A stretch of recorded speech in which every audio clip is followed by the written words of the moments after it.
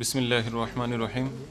আজ 5 সেপ্টেম্বর 2024 বৃহস্পতিবার বেলা 11টা। আপনারা জানেন আজকে একটি সফল ছাত্র জনতার গণ অভ্যুত্থানের পরবর্তী ঠিক 1 মাস আজকে পূর্ণ হয়েছে।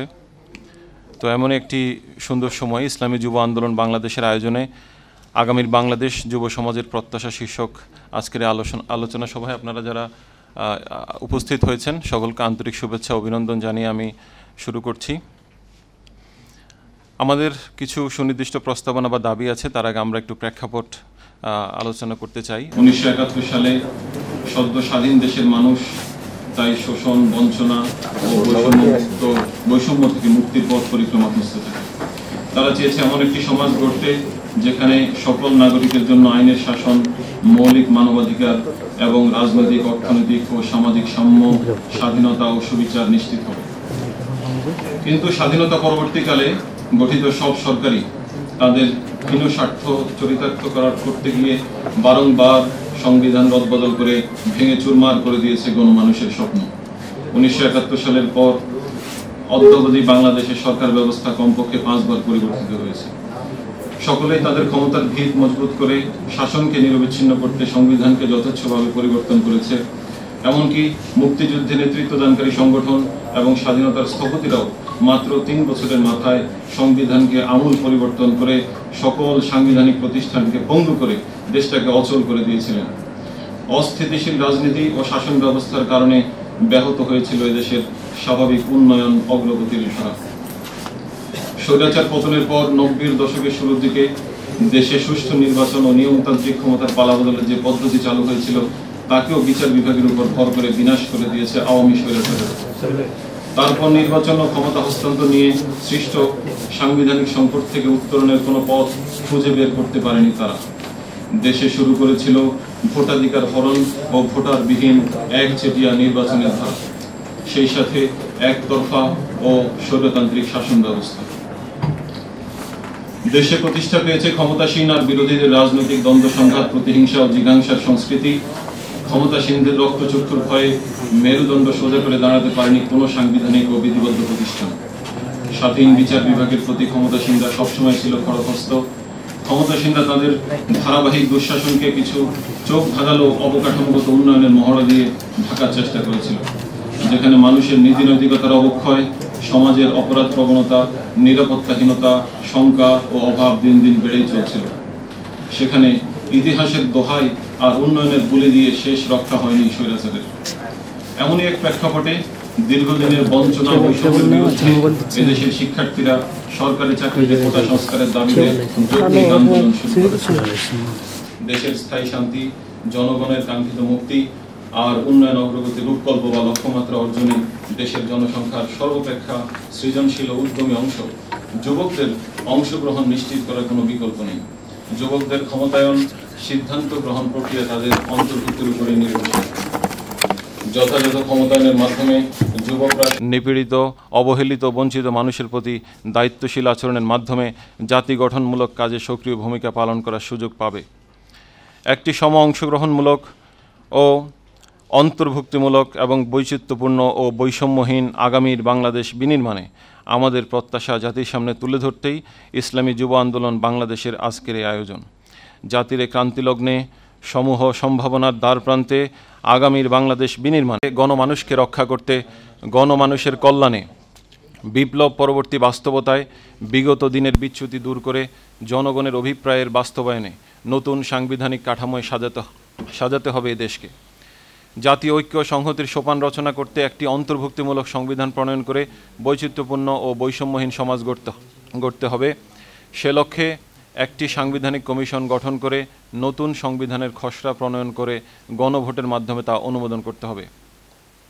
গ্রহণযোগ্য তদন্ত কমিশন গঠন করে ছাত্র জনতার গণ অভ্যুত্থানে সংগঠিত এর নারকীয় হত্যাযোগ্য ও মানবতা বিরোধী অপরাধের বিচার করতে হবে এবং সেই সাথে ভুক্তভোগীদের জন্য পর্যাপ্ত ক্ষতিপূরণ সহ পুনর্বাসনের ব্যবস্থা করতে হবে। বিগত দিনে সংগঠিত সকল রাজনৈতিক ও প্রশাসনিক হত্যাযোগ্য, গুম ও মানবাধিকার লঙ্ঘনের বিচার করতে হবে। সাজাপ্রাপ্ত ব্যক্তিদেরকে রাজনীতি ও নির্বাচনে অংশগ্রহণ থেকে বারিত করতে হবে। 3. তদন্ত সাপেক্ষে বিগত বছরগুলোতে সকল লুণ্ঠন, আত্মসাৎ ও বিদেশে অর্থ পাচারকারীদের সকল সম্পত্তি ক্রোক করে রাষ্ট্রীয় কোষাগারে জমা করতে হবে এবং পাচারকৃত অর্থ ফেরত আনার কার্যকর উদ্যোগ গ্রহণ করতে হবে। ভবিষ্যতে সকল সরকারি ক্রয়ে, পাবলিক প্রকিউরমেন্টের ক্ষেত্রে অপচয় রোধ করে স্বচ্ছতা ও জবাবদিহিতা নিশ্চিত করতে হবে। 4. সুশাসন নিশ্চিতকল্পে সকল সাংবিধানিক ও বিধিবদ্ধ প্রতিষ্ঠানের প্রয়োজনীয় সংস্কার করতে হবে। বিশেষত নির্বাচন কমিশনকে পুনর্গঠন করে একটি অবাধ, সুষ্ঠু, গ্রহণযোগ্য ও অংশগ্রহণমূলক নির্বাচনের জন্য সংখ্যানুপাতিক প্রতিনিধিত্ব, প্রপোর্শনাল রিপ্রেজেন্টেশন নির্বাচন পদ্ধতি চালু করতে হবে। সরকারি সকল প্রতিষ্ঠান ও দফতরগুলোতে জনদুর্ভোগের অবসান ঘটিয়ে জনগণের প্রকৃত সেবাদানকারী এবং সরকারি কর্মকর্তা কর্মচারীদেরকে প্রকৃত জনসেবকের ভূমিকায় নিয়ে আসতে হবে। 5. দেশে একটি স্বাধীন বিচার বিভাগ প্রতিষ্ঠাকল্পে বিচারকদের নিয়োগের যোগ্যতা যাচাই, স্বচ্ছতা ও বিচারিক কাজে তাদের স্বাধীনতা নিশ্চিত করে বিচার কাজে হয়রানি, দীর্ঘসূত্রিতা এবং রাজনৈতিক ও প্রশাসনিক হস্তক্ষেপ বন্ধ করতে হবে। স্বাধীন গণমাধ্যম প্রতিষ্ঠায় প্রয়োজনীয় আইনগত প্রাতিষ্ঠানিক সংস্কার করতে হবে। সেই সাথে সাইবার নিরাপত্তা আইনসহ মৌলিক মানবাধিকার বিরুদ্ধ সকল কালো আইন বাতিল করতে হবে। 6. জননিরাপত্তা ও সুরক্ষা নিশ্চিতকল্পে ঔপনিবেশিক পুলিশ আইন, পুলিশ রেগুলেশন ও ফৌজদারি কার্যবিধিতে প্রয়োজনীয় পরিবর্তন ও পরিমার্জন করে একটি জনবান্ধব পুলিশ বাহিনী গড়ে তুলতে হবে। সেই সাথে পুলিশসহ অন্যান্য আইনশৃঙ্খলা বাহিনী ও সশস্ত্র বাহিনী কর্তৃক আন্দোলন, বিক্ষোভ দমন, অন্যায়ভাবে গ্রেফতার, গুম, রিমান্ড ও হেফাজতে নির্যাতন এবং কারা নির্যাতনের পথ চিরতরে রুদ্ধ করতে প্রয়োজনীয় সংস্কার করতে হবে। পার্বত্য চট্টগ্রামে স্থায়ী শান্তি প্রতিষ্ঠা করে রাষ্ট্রের অখণ্ডতা ও স্থিতিশীলতা বজায় রাখতে উদ্যোগ নিতে হবে। 7. যুব সমাজের মাঝে সাম্প্রদায়িক সম্প্রীতি, পরমত সহিষ্ণুতা, স্বেচ্ছাশ্রম, দেশপ্রেম ও ইতিবাচক মনোভাব তৈরিতে তাদের পারিবারিক, সামাজিক ও ধর্মীয় মূল্যবোধকে জাগ্রত করে তুলতে হবে। সকল ধরনের অপরাধ প্রবণতার মূলোৎপাটন করতে নৈতিক উন্নতি ও আত্মশুদ্ধি অর্জনের পরিবেশ গড়ে তুলতে হবে। দেশের শিল্পাঞ্চলগুলোতে শ্রমিকদের জন্য স্বল্পমূল্যে আবাসন, হাসপাতাল, পরিবহন ও রাসায়নিক ব্যবস্থা চালু করতে হবে। বেসরকারি খাতের শিল্প প্রতিষ্ঠানের শ্রমিকদের জন্য পেনশন, ভবিষ্যৎ তহবিল ও কোম্পানির মুনাফায় শ্রমিকদের অংশগ্রহণ নিশ্চিত করতে হবে। শ্রমিকদের জন্য পর্যাপ্ত সরকারি আইনগত সহায়তা প্রদানের ব্যবস্থা করতে হবে যাতে ন্যায় বিচার প্রাপ্তির পথ সুগম হয়। 12. অধিকার বঞ্চিত এবং যে কোনো ধরনের অন্যায়, নির্যাতন, নিগ্রহ বা দুর্ঘটনা শিকার অভিবাসী শ্রমিকদেরকে সংশ্লিষ্ট দেশে পর্যাপ্ত আইনি ও অন্যান্য সহায়তা নিশ্চিত করতে হবে। মানব পাচার রোধ করে সকল অভিবাসী শ্রমিক ও তাদের পরিবারের সার্বিক কল্যাণে নিরাপদ অভিবাসন নিশ্চিতকল্পে কার্যকর পদক্ষেপ নিতে হবে। 13. ক্রমবর্ধমান নারী নির্যাতন, হয়রানি ও ধর্ষণ বন্ধে ইসলামী ফৌজদারি আইনের প্রয়োগের মাধ্যমে অপরাধীদের দ্রুত বিচার ও দৃষ্টান্তমূলক শাস্তি নিশ্চিত করতে হবে। শিক্ষা প্রতিষ্ঠান ও কর্মক্ষেত্রে নারীর ধর্মীয় স্বাধীনতায় হস্তক্ষেপ করা যাবে না। সাংবিধানিক প্রতিশ্রুতি পূরণে পতিতাবৃত্তি নির্মূল করে ভুক্তভোগী নারীদের জন্য সম্মানজনক বিকল্প জীবিকায়নে রাষ্ট্রকে কার্যকর ব্যবস্থা গ্রহণ করতে হবে। 14. নারীর অর্থনৈতিক সমৃদ্ধি ও নাগরিক নিরাপত্তা নিশ্চিত করতে সম্পত্তিতে নারীর ন্যায্য অধিকার, নারী বান্ধব গণপরিবহন, শিক্ষা প্রতিষ্ঠান ও কর্মক্ষেত্র সৃজন করতে হবে। বিধবা, স্বামী পরিত্যক্তা, অসহায়, প্রবীণ নারী ও বয়োবৃদ্ধদের জন্য আর্থসামাজিক অধিকার প্রতিষ্ঠায় প্রয়োজনীয় কর্মসংস্থান, ভাতা ও অন্যান্য সুবিধাদি নিশ্চিত করতে হবে। ইসলামী শিক্ষা সংকোচন করে উপমহাদেশের ঐতিহ্য, বাঙালি সংস্কৃতি, বোধ, বিশ্বাস ও বাস্তবতা বিবর্জিত সিলেবাস ও কারিকুলাম চাপিয়ে দেওয়া যাবে না। আওয়ামী দুঃশাসনে ক্ষতিগ্রস্ত এদেশের সাধারণ শিক্ষা খাতের মান ও নৈতিকতা পুনরুদ্ধারের লক্ষ্যে দেশপ্রেমিক শিক্ষাবিদ ও ওলামায়ে কেরামের সমন্বয়ে একটি জাতীয় শিক্ষা কমিশন গঠন করে প্রয়োজনীয় পদক্ষেপ গ্রহণ করতে হবে। বিশেষত কওমি মাদ্রাসাসমূহের স্বাতন্ত্র্য রক্ষা করে সনদের স্বীকৃতির বাস্তবায়ন করতে হবে। বিভিন্ন গণমাধ্যমে দাড়ি টুপি, বোরকা হিজাব ও ইসলামিক কৃষ্টি কালচার নিয়ে হাসি ঠাট্টা, নাটক, সিনেমায় নেতিবাচক চরিত্রে ধর্মীয় লেবাস পোশাক পরিয়ে অভিনয়ের মাধ্যমে তরুণ প্রজন্মের মনে ইসলামের প্রতি ভীতি ও বিদ্বেষমূলক মনোভাব সৃষ্টির অপপ্রয়াস বন্ধ করতে হবে। 17. ট্রান্সজেন্ডার, সমকামিতা ও মানব সভ্যতা বিধ্বংসী বিকৃত যৌনাচারকে প্রাতিষ্ঠানিক স্বীকৃতি এবং পৃষ্ঠপোষকতা দেওয়া যাবে না। আদর্শ পরিবার গঠন করে মানব সভ্যতার বিকাশে ভূমিকা রাখতে পারে ও পারিবারিক ব্যবস্থাকে সুসংহত করতে প্রণোদনা এবং পারিবারিক বিরোধ নিষ্পত্তির কার্যকর কাঠামো গড়ে তুলতে হবে। 18. সাংস্কৃতিক আগ্রাসন মোকাবেলা এবং ইন্টারনেট পরিষেবাকে নিয়ন্ত্রিত ও পরিশীলিত করে অশ্লীলতা, বেহায়াপনা ও পর্নোগ্রাফির সয়লাব রুখে দিতে হবে। ধর্ষণ, ব্যভিচার ও অন্যান্য অপরাধ প্রবণতার বিরুদ্ধে কার্যকর ব্যবস্থা গ্রহণ করতে হবে। 19 জ্বালানি খাতে আমদানি নির্ভরতা কমাতে হবে। জ্বালানি নিরাপত্তার স্বার্থে দেশের অভ্যন্তরে খনিজ সম্পদ ও জ্বালানি অনুসন্ধান ও উত্তোলনে তৎপরতা বৃদ্ধি এবং নবায়নযোগ্য জ্বালানি প্রসারের মাধ্যমে জ্বালানি সংরক্ষণ ও দক্ষ ব্যবহার নিশ্চিত করতে হবে। 20 জ্বালানি তেলসহ দ্রব্যমূল্যের ঊর্ধ্বগতি ও বাজার ব্যবস্থা নিয়ন্ত্রণে দুর্নীতি, চাঁদাবাজি, কালোবাজারি ও মজুতদারি রোধ করে ব্যবসা বাণিজ্যে সুস্থ প্রতিযোগিতামূলক পরিবেশ সৃষ্টি করে ইনসাফ ভিত্তিক অর্থনৈতিক ব্যবস্থা গড়ে তুলতে হবে।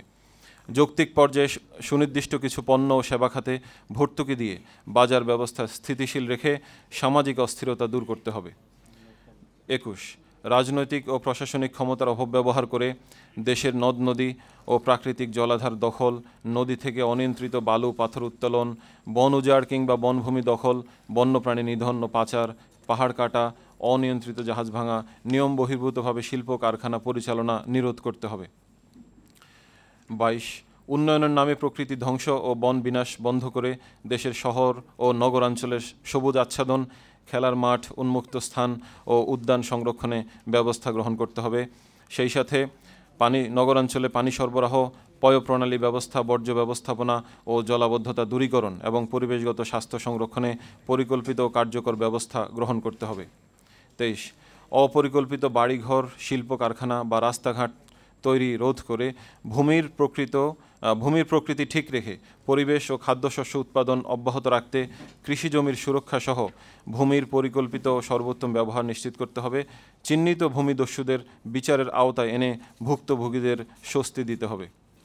24 স্বাস্থ্যসেবা সহ অন্যান্য জরুরি সেবা খাতে বাংলাদেশের স্বয়ংসম্পূর্ণতা অর্জনের প্রয়াস অব্যাহত রাখতে হবে।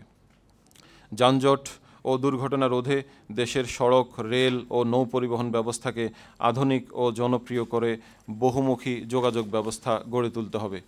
সব ধরনের দুর্যোগ পরিস্থিতিতে কার্যকর দুর্যোগ ব্যবস্থাপনা কাঠামো গড়ে তুলতে হবে। 25 আন্তর্জাতিক বাণিজ্যে বাংলাদেশের প্রাপ্য সকল সুযোগ সুবিধা অব্যাহত রাখতে কার্যকর ব্যবস্থা নিতে হবে। প্রতিবেশী দেশ সহ সকল দেশের সাথে মুক্ত বাণিজ্য, বিনিয়োগ ও অর্থনৈতিক সহযোগিতার সম্প্রসারণ করতে হবে। ভারতের সাথে করা সকল অন্যায্য ট্রানজিট, ট্রান্সশিপমেন্ট ও দ্বিপাক্ষিক চুক্তি বাতিল করতে হবে।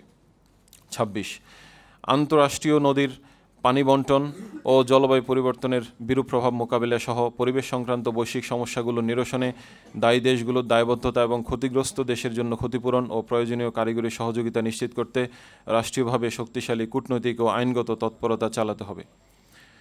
27 বিশ্ব দরবারে বাংলাদেশের অবস্থানকে তুলে ধরতে ফিলিস্তিন সহ বিশ্বের যে কোনো প্রান্তের নিপীড়িত জনগোষ্ঠী ও বঞ্চিত জনপদের পক্ষে নিজেদের অবস্থান জানান দিতে হবে।